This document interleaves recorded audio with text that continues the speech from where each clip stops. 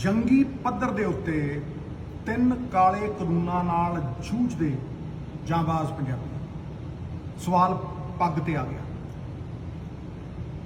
ਸਾਡੀ ਅਣਖ ਤੇ ਆ ਗਿਆ, ਸਾਡੀ ਹੋਂਦ ਤੇ ਆ ਗਿਆ ਔਰ ਸਾਡੇ ਸਰਮਾਏ ਤੇ ਜਿਹੜਾ ਪੀੜ੍ਹੀ ਦਰ ਪੀੜ੍ਹੀ ਬਣਾਇਆ ਹੋਇਆ ਹੈ ਉਹਦੇ ਤੇ ਆ ਗਿਆ। एकजुट होके संगठित होके लड़ाई लड़न पे आ गया, क्योंकि कश्ती डूबेगी तो डूबेंगे सारे, कोई नहीं बचेंगे साथी हमारे। साडे प्राण ने किसान, ते जे किसान ना रहा लभना कोई नहीं। इस करके अज इनकलाब दे नारे नूं हलारा देण दी सख्त जरूरत है, पर पहला समस्या नूं समझण दी लोड़ है।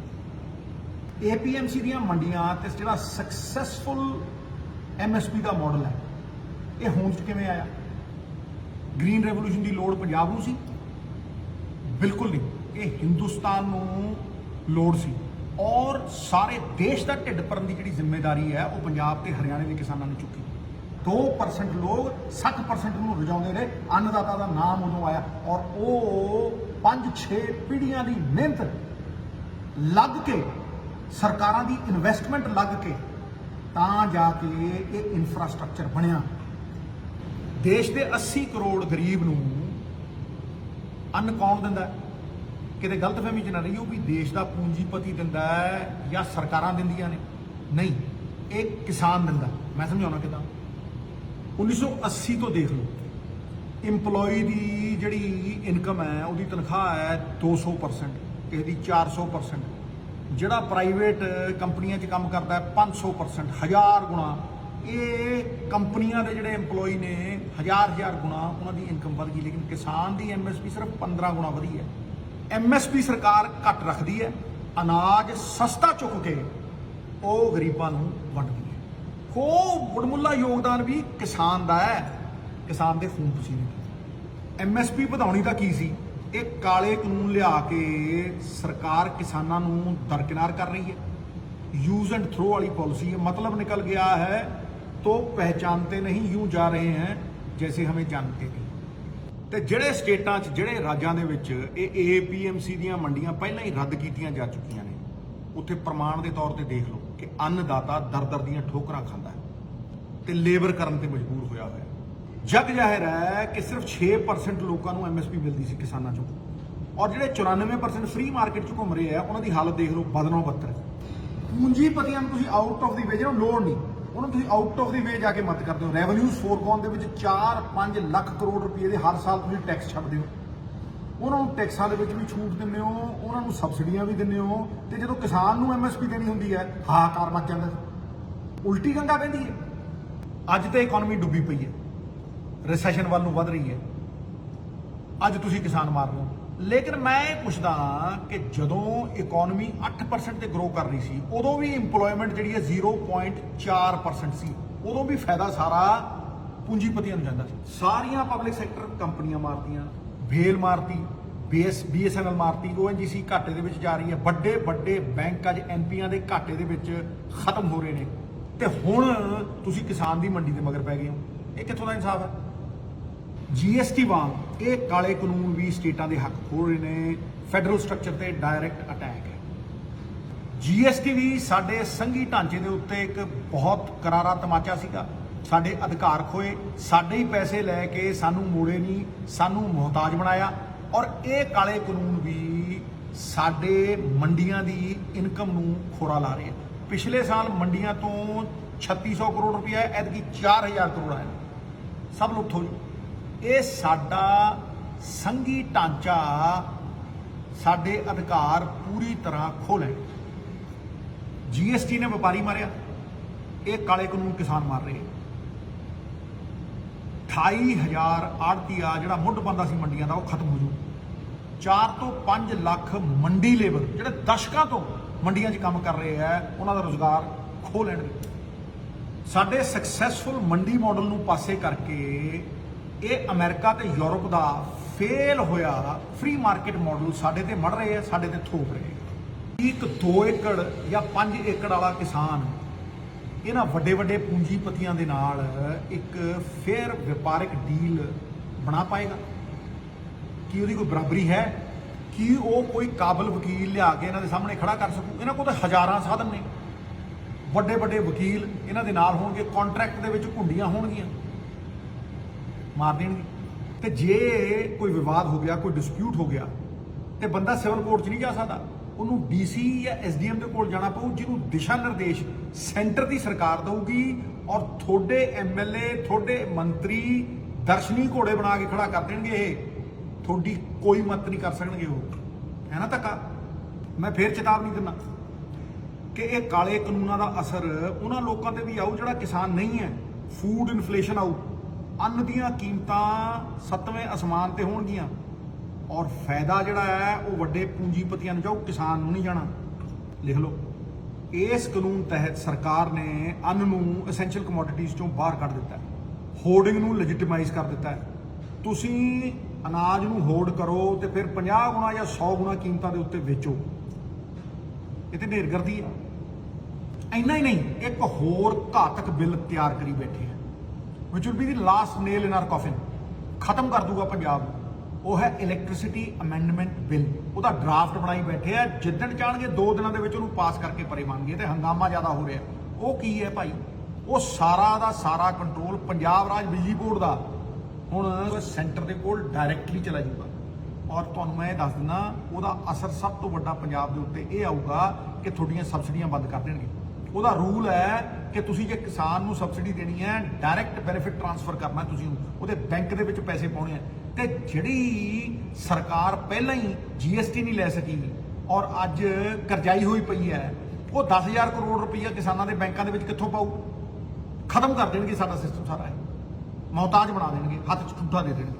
ਹੁਣ ਇਹਨਾਂ ਘਾਤਕ ਪਰਿਸਥਿਤੀਆਂ ਦੇ ਵਿੱਚ ਆਪਣੀ ਸਭ ਤੋਂ ਵੱਡੀ ਤਾਕਤ ਇਹ ਹੈ ਕਿ ਸਾਰਾ ਪੰਜਾਬ ਇੱਕ ਮੁੱਠ, ਇੱਕਜੁੱਟ ਹੋ ਕੇ ਕਿਸਾਨਾਂ ਦੇ ਨਾਲ ਖੜਾ ਹੈ। ਪਰ ਇਹਦਾ ਮਤਲਬ ਇਹ ਵੀ ਨਹੀਂ ਵੀ ਸਾਡੇ ਕੋਲ ਕੋਈ ਵਿਕਲਪ ਹੈ ਵੀ ਅਸੀਂ ਰੌਲਾ ਪਾਈਏ, ਲਾਲਾ ਲਾਲਾ ਕਰੀਏ ਤੇ ਫਿਰ ਘਰ ਨੂੰ ਮੁੜ ਜਾਈਏ। ਮੇਰੀ ਰਾਜਨੀਤੀ ਸ਼ੁਰੂ ਤੋਂ ਲੈ ਕੇ ਅੱਜ ਤੱਕ ਮੁਸ਼ਕਿਲ ਦਾ ਹੱਲ ਦਿੰਦੀ ਹੈ। ਹੱਲ ਪੱਖੀ ਰਾਜਨੀਤੀ ਹੈ ਔਰ ਇਸੇ ਦੀ ਜ਼ਰੂਰਤ ਹੈ। ਜੇ ਕੋਈ ਪਾਰਟੀ ਰਾਸ਼ਟਰਪਤੀ ਕੋਲ ਮਤਾ ਲੈ ਕੇ ਜਾਣਾ ਚਾਹੁੰਦੀ ਹੈ ਵੀ ਇਹਨਾਂ ਬਿੱਲਾਂ ਨੂੰ ਰੱਦ ਕਰੋ, ਜੀ ਸਦਕੇ ਜਾਓ, ਪੁਰਜ਼ੋਰ ਕੋਸ਼ਿਸ਼ ਕਰੋ, ਸਾਰਾ ਪੰਜਾਬ ਤੁਹਾਡੇ ਨਾਲ ਹੈ। ਪਰ ਇਹ ਗੱਲ ਯਾਦ ਰੱਖੋ ਕਿ ਸਰਕਾਰ ਨੇ ਧੱਕੇ ਨਾਲ ਇਹ 2 ਬਿੱਲ ਪਾਸ ਕਰਾਏ ਨੇ ਔਰ ਆਪਣੇ ਪ੍ਰੈਜ਼ੀਡੈਂਟ ਕੋਲ ਭੇਜੇ ਨੇ। ਇਹ ਮੁਮਕਿਨ ਨਹੀਂ ਕਿ ਪ੍ਰੈਜ਼ੀਡੈਂਟ ਪਾਸ ਨਾ ਕਰੇ, ਮੀਅਰ ਫਾਰਮੈਲਿਟੀ ਹੈ ਮੇਰੇ ਹਿਸਾਬ ਦੇ ਨਾਲ। ਹੁਣ ਜੇ ਆਪਾਂ ਸੁਪਰੀਮ ਕੋਰਟ ਦੇ ਦਰਵਾਜ਼ੇ ਦੇ ਉੱਤੇ ਦਸਤਕ ਦੇਣੀ ਹੈ ਇਸ ਕਿਸਾਨ ਮਾਰੂ ਕਾਨੂੰਨ ਦੇ ਖਿਲਾਫ, ਤੇ ਬਹੁਤ ਵਾਜਬ ਹੈ, ਜ਼ਰੂਰੀ ਵੀ ਹੈ। ਜ਼ੁਲਮ ਦੇ ਖਿਲਾਫ ਆਵਾਜ਼ ਚੁੱਕਣੀ ਅਸਲੀ ਧਰਮ ਹੈ। ਲੇਕਿਨ ਇੰਨਾ ਯਾਦ ਰਹੇ ਕਿ ਸਰਕਾਰੀਆ ਕਮਿਸ਼ਨ ਪਿੱਟਦਾ ਮਰ ਗਿਆ। ਔਰ ਸਰਕਾਰੀਆ ਕਮਿਸ਼ਨ ਸਭ ਤੋਂ ਵੱਡਾ ਰਖਵਾਲਾ ਹੈ ਸਟੇਟਾਂ ਦੀਆਂ ਤਾਕਤਾਂ ਦਾ, ਫੈਡਰਲ ਸਟਰਕਚਰ ਦਾ। ਉਹ ਪਿੱਟਦਾ ਮਰ ਗਿਆ ਕਿ ਭਾਈ ਐਂਟਰੀ 3334 ਕੌਨਕਰੈਂਟ ਲਿਸਟ, ਜਿਹੜੀ ਸਾਂਝੀ ਲਿਸਟ ਹੈ ਸਟੇਟ ਤੇ ਸੈਂਟਰ ਦੀ, ਉਹ ਪਾਵਰ ਦਿੰਦੀ ਹੈ ਸੈਂਟਰ ਨੂੰ ਐਗਰੀਕਲਚਰ ਦੇ ਉੱਤੇ ਕੋਈ ਲਾਅ ਬਣਾਉਣ ਦੀ। ਔਰ ਇਹ ਬੜਾ ਘਾਤਕ ਹੈ। ਇੰਨਾ ਹੀ ਨਹੀਂ, it's not as bad as it looks, it is worse, ਕਿਉਂਕਿ article 249 of the constitution empowers them and gives them overriding power। Overriding power ਦਿੰਦਾ ਹੈ ਕਿ ਸਟੇਟ ਦੀ ਕਿਸੇ ਵੀ ਲਿਸਟ ਦੇ ਉੱਤੇ ਉਹ ਲਾਅ ਬਣਾ ਸਕਦੇ ਆ। ਇਹਦੀਆਂ ਸ਼ਿਕਾਇਤਾਂ ਨੇ, ਤੁਸੀਂ ਦੇਖੋ ਤਾਮਿਲਨਾਡੂ ਔਰ ਵੈਸਟ ਬੰਗਾਲ ਵਰਗੇ ਉੱਗੇ ਜਿਹੜੇ ਸਟੇਟ ਨੇ, ਉਹਨਾਂ ਨੇ ਸਰਕਾਰੀਆ ਕਮਿਸ਼ਨ ਨੂੰ ਲਿਖ ਕੇ ਦਿੱਤਾ ਹੈ ਕਿ ਇਹ ਐਂਟੀ ਸਟੇਟ ਹੈ। ਇਹ ਇੰਨੀਆਂ ਐਬਸੋਲੂਟ ਪਾਵਰਸ ਨੇ ਕਿ ਸਟੇਟ ਦੀ ਹਰ ਤਾਕਤ ਦਾ ਹਨਨ ਕਰਦੀਆਂ ਨੇ। ਔਰ ਐਸਾ ਆਰਟੀਕਲ 249 ਫੈਡਰਲ ਸਟਰਕਚਰ ਵਾਲੇ ਕਿਸੇ ਮੁਲਕ ਦੇ ਵਿੱਚ ਐਂਟੀ ਸਟੇਟ ਕਾਨੂੰਨ ਹੈ ਨਹੀਂ। ਹੁਣ ਤੁਸੀਂ ਮੈਨੂੰ ਦੱਸੋ, ਇਹਨਾਂ ਹਾਲਾਤਾਂ ਦੇ ਵਿੱਚ ਕੀ ਸੁਪਰੀਮ ਕੋਰਟ ਆਰਟੀਕਲ 249 ਨੂੰ ਇਗਨੋਰ ਕਰ ਦੂ ਔਰ ਪੰਜਾਬ ਦਾ ਪੱਖ ਪੂਰੂ? ਸੰਭਵ ਤੇ ਹੈ, ਪਰ ਸੰਭਾਵਨਾ ਬਹੁਤ ਘੱਟ ਹੈ। Possible but not probable. ਸਾਡੀ ਪੱਗ ਨੂੰ ਹੱਥ ਪਾਇਆ, ਸਾਡੇ ਵਕਾਰ ਨੂੰ ਲਲਕਾਰਿਆ, ਪਰ ਇਹਨਾਂ ਸਭ ਚੀਜ਼ਾਂ ਦੇ ਬਾਵਜੂਦ ਇੱਕ ਮਿਹਰ ਬਰਸ ਰਹੀ ਹੈ। ਉਹ ਇਹ ਹੈ ਕਿ 3 ਕਰੋੜ ਪੰਜਾਬੀ, ਸਾਰੀਆਂ ਪੋਲੀਟੀਕਲ ਪਾਰਟੀਆਂ ਔਰ ਸਾਰੀਆਂ ਕਿਸਾਨ ਯੂਨੀਅਨਾਂ ਇੱਕ ਮੁੱਠ ਨੇ, ਇੱਕਜੁੱਟ ਨੇ, ਆਤੁਰ ਨੇ ਕਿ ਪੰਜਾਬ ਦੇ ਕਿਸਾਨ, ਪੰਜਾਬ ਦੀ ਅਣਖ, ਪੰਜਾਬ ਦੀ ਪਛਾਣ ਨੂੰ ਕਿੱਦਾਂ ਬਚਾਇਆ ਜਾਵੇ। ਇਹ ਸਮੇਂ ਦੀ ਮੰਗ ਹੈ। ਹਰ ਪੰਜਾਬੀ ਦੀ ਆਵਾਜ਼ ਹੈ ਕਿ ਇੱਕ ਕਾਮਨ ਮਿਨੀਮਮ ਪ੍ਰੋਗਰਾਮ ਉਲੀਕਿਆ ਜਾਵੇ ਔਰ ਯੋਜਨਾਬੱਧ ਤਰੀਕੇ ਦੇ ਨਾਲ ਉਲੀਕਿਆ ਜਾਵੇ। ਸਹੀ ਸਮੇਂ ਦੇ ਉੱਤੇ ਆਰੰਭ ਕੀਤੀਆਂ ਹੋਈਆਂ ਨੀਤੀਆਂ ਫਲਦਾਈ ਸਿੱਧ ਹੁੰਦੀਆਂ ਨੇ। ਸਾਡੇ ਕੋਲ ਸਰਮਾਇਆ ਹੈ ਬਾਬੇ ਨਾਨਕ ਦਾ, ਔਰ ਬਾਬਾ ਜੀ ਕਹਿੰਦੇ ਆ ਆਪਣ ਹੱਥੀ ਆਪਣਾ ਆਪੇ ਹੀ ਕਾਜ ਸੰਵਾਰੀਏ। ਅਸੀਂ ਤਿਆਰ ਰਹੀਏ, ਅਸੀਂ ਹਰ ਆਪਦਾ ਲਈ ਤਿਆਰ ਰਹੀਏ। ਸੰਗਠਿਤ ਹੋਈ ਸ਼ਕਤੀ ਜਿੱਤ ਦਾ ਕਾਰਨ ਬਣਦੀ ਹੈ, ਵਿਭਾਜਿਤ ਹੋਈ ਸ਼ਕਤੀ ਪਤਨ ਦਾ ਕਾਰਨ ਬਣਦੀ ਹੈ। ਸੰਘਰਸ਼ ਪੰਜਾਬੀਆਂ ਦਾ ਗਹਿਣਾ ਹੈ। ਕਿਸਾਨਾਂ ਦੀਆਂ ਮੰਡੀਆਂ, MSP, ਕਿਸਾਨਾਂ ਦੇ ਹੱਕਾਂ ਦੇ ਲਈ ਜਿਹੜਾ ਅੰਦੋਲਨ ਹੈ ਉਹਨੂੰ ਬਰਕਰਾਰ ਰੱਖੀਏ, ਜਾਰੀ ਰੱਖੀਏ, ਉਹਨੂੰ ਹੋਰ ਵਧੇਰੇ ਵਧਾਈਏ। ਲੇਕਿਨ ਕਿਸਾਨਾਂ ਦੀਆਂ ਮੌਜੂਦਾ ਔਰ ਆਉਣ ਵਾਲੀਆਂ ਜਿਹੜੀਆਂ ਮੁਸੀਬਤਾਂ ਦੇ ਉੱਤੇ ਚਿੰਤਨ ਕਰਨ ਲਈ, ਉਹਨਾਂ ਦੇ ਹੱਲ ਕੱਢਣ ਦੇ ਲਈ ਇਸ ਕਾਮਨ ਮਿਨੀਮਮ ਪ੍ਰੋਗਰਾਮ ਦੇ ਵਿੱਚ ਆਪਣਾ ਆਪਣਾ ਯੋਗਦਾਨ ਪਾਈਏ। ਕੋਈ ਤਾਕਤ ਜੋ ਹੋਵੇ, ਕੋਈ ਤਾਕਤ ਦੇ ਵਿੱਚ ਆਵੇ, ਪੁਰਜ਼ੋਰ ਪ੍ਰਯਾਸ ਦੇ ਨਾਲ ਇਹ ਕਾਮਨ ਮਿਨੀਮਮ ਪ੍ਰੋਗਰਾਮ ਸਿਰੇ ਚਾੜਿਆ ਜਾਵੇ। ਮੇਰਾ ਇਸ ਕਾਮਨ ਮਿਨੀਮਮ ਪ੍ਰੋਗਰਾਮ ਦੇ ਲਈ ਪਹਿਲਾ ਸੁਝਾਅ ਇਹ ਹੈ ਕਿ ਪੰਜਾਬ ਦੀਆਂ ਸਾਰੀਆਂ ਪੋਲੀਟੀਕਲ ਪਾਰਟੀਆਂ, ਪੰਜਾਬ ਦੀਆਂ ਸਾਰੀਆਂ ਕਿਸਾਨ ਯੂਨੀਅਨਾਂ, ਪੰਜਾਬ ਦਾ ਬੱਚਾ, ਪੰਜਾਬ ਦੇ ਬਜ਼ੁਰਗ, ਪੰਜਾਬ ਦੇ ਜਵਾਨ ਡਟ ਕੇ ਇਹਨਾਂ ਕਾਲੇ ਕਾਨੂੰਨਾਂ ਦੇ ਵਿਰੋਧ ਕਰਨ ਔਰ ਜਦ ਤੱਕ ਰਗਾਂ 'ਚ ਲਹੂ ਹੈ ਤਦ ਤੱਕ ਲੋਆਂ ਆਵਾਜ਼ ਦੇਵੇ ਵੀ ਇਹਨੂੰ ਲਾਗੂ ਨਹੀਂ ਹੋਣਾ। ਮੇਰਾ ਦੂਸਰਾ ਸੁਝਾਅ ਇਹ ਹੈ ਪਿਆਰੇ ਪੰਜਾਬੀਓ, ਪੰਜਾਬ ਸੈਂਕੜੇ ਕਰੋੜਾਂ ਦੀਆਂ ਦਾਲਾਂ, ਆਟਾ ਦਾਲ ਸਕੀਮ ਵਾਸਤੇ ਬਾਹਰੋਂ ਇੰਪੋਰਟ ਕਰਦਾ।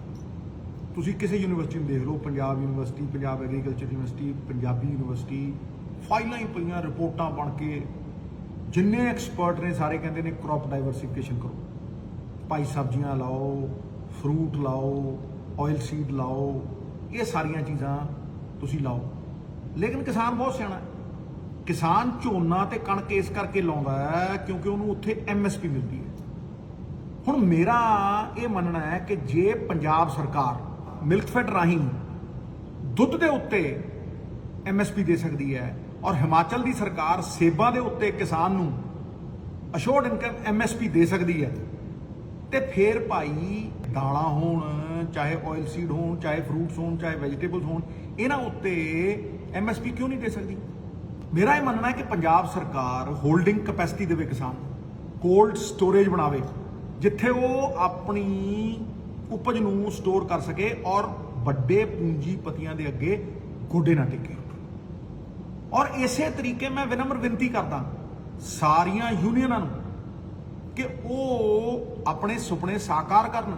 ਉਹਨਾਂ ਦਾ ਜਿਹੜਾ ਏਜੰਡਾ ਸੀ ਕਈ ਦਸ਼ਕਾਂ ਪੁਰਾਣਾ ਕਿ ਉਹ ਕੋਆਪਰੇਟਿਵ ਬਣਾਉਣ, ਜਿਹੜਾ ਕੋਆਪਰੇਟਿਵ ਅਮੂਲ ਦੇ ਨਾਮ ਦੇ ਵਿੱਚ ਐਡਾ ਸਕਸੈਸਫੁਲ ਹੋਇਆ, ਮਹਾਰਾਸ਼ਟਰ ਦੇ ਵਿੱਚ ਐਡੇ ਸਕਸੈਸਫੁਲ ਹੋਏ ਨੇ, ਉਹ ਕੋਆਪਰੇਟਿਵ ਬਣਾਉਣ, ਕਿਸਾਨਾਂ ਨੂੰ ਆਪਣੇ ਹਿੱਸੇਦਾਰ ਬਣਾਉਣ, ਭਾਗੀਦਾਰ ਬਣਾਉਣ ਔਰ ਹੱਕਾਂ ਦੇ ਕਿਸਾਨ ਦੇ ਰਖਵਾਲੇ ਬਣਨ ਔਰ ਉਹਨਾਂ ਨੂੰ ਅਸ਼ੋਰਡ ਇਨਕਮ ਵਾਸਤੇ ਸੈਂਟਰ ਮੂਰੇ ਔਰ ਵੱਡੇ ਪੂੰਜੀਪਤੀਆਂ ਮੂਰੇ ਝੁਕਣਾ ਨਾ ਪਵੇ, ਮੁਹਤਾਜ ਨਾ ਹੋਣਾ ਪਵੇ। ਆਪਣਾ ਮੁਕੱਦਰ ਉਹਨਾਂ ਦੇ ਹੱਥ ਦੇ ਵਿੱਚ ਰਹੇ। ਸਟੇਟ ਗਵਰਨਮੈਂਟ ਉਹਨਾਂ ਨੂੰ ਸਟੋਰੇਜ ਕੈਪੈਸਿਟੀ ਦੇਵੇ, ਉਹਨਾਂ ਨੂੰ ਅਸ਼ੋਰਡ ਇਨਕਮ ਦੇਵੇ ਤਾਂ ਕਿ ਕਿਸਾਨ ਕਦੇ ਮੁਹਤਾਜ ਨਾ ਹੋਵੇ ਔਰ ਬਰਾਬਰੀ ਦੇ ਉੱਤੇ ਅੱਖਾਂ 'ਚ ਅੱਖ ਪਾ ਕੇ ਖੜੇ, ਤੇ ਕਿਸਾਨ ਪੰਜਾਬ ਦੀਆਂ ਆਪਣੀਆਂ ਪੁਸ਼ਤੈਨੀ ਮੰਡੀਆਂ ਦਾ ਤੇ MSP ਦਾ ਪੂਰਾ ਲਾਹਾ ਲੈ ਸਕੇ। ਅੱਜ ਤੋਂ 2 ਸਾਲ ਪਹਿਲਾਂ ਮੈਂ ਰਾਤਾਂ ਜਾਗ ਕੇ ਪੁਰਜ਼ੋਰ ਮਿਹਨਤ ਕਰਕੇ ਇਹੋ ਜਿਹੇ ਕਈ ਸੁਝਾਅ ਕਿਸਾਨਾਂ ਦੇ ਹੱਕ ਦੇ ਪੰਜਾਬ ਸਰਕਾਰ ਦੀ ਬਣਾਈ ਹੋਈ ਹੱਕ ਕਮੇਟੀ 'ਚ ਦੇ ਚੁੱਕੇ ਤਾਂ ਕਿ ਅਸੀਂ ਆਪਣੇ ਮੁਕੱਦਰ ਨੂੰ ਆਪਣੇ ਹੱਥਾਂ 'ਚ ਰੱਖ ਸਕੀਏ, ਨਾ ਕਿ ਸੈਂਟਰ ਦੇ ਜਾਂ ਕਿਸੇ ਪੂੰਜੀਪਤੀ ਦੇ। ਬਹਾਦਰ ਕਦ ਕਿਸੇ ਦਾ ਆਸਰਾ ਅਹਿਸਾਨ ਲੈਂਦੇ ਨੇ, ਉਸੇ ਨੂੰ ਕਰ ਗੁਜ਼ਰਦੇ ਨੇ ਜੋ ਮਨ ਵਿੱਚ ਠਾਣ ਲੈਂਦੇ ਨੇ। ਮਿੱਤਰੋ, ਲੜਾਈ ਜਿੰਨੀ ਜੋਸ਼ ਦੀ ਹੈ ਓਨੀ ਹੋਸ਼ ਦੀ ਹੈ। ਸਾਹਮਣੇ ਵਾਲਾ ਸ਼ਾਤਰ ਹੈ ਪਰ ਦਿਆਂਗੇ ਸ਼ੈਵਾਦ। ਮੈਂ ਕੱਲ ਨੂੰ ਸੜਕ ਤੇ ਉਤਰੂ ਆਪਣਾ ਦਿਲ ਫੁੱਲ ਪਾਉਂ। सरफरोशी की तमन्ना अब हमारे दिल में है, देखना है जोर कितना बाजुए कातिल में है। वक्त आने पे बता देंगे तुझे ऐ आसमां, हम अभी से क्या बताएं क्या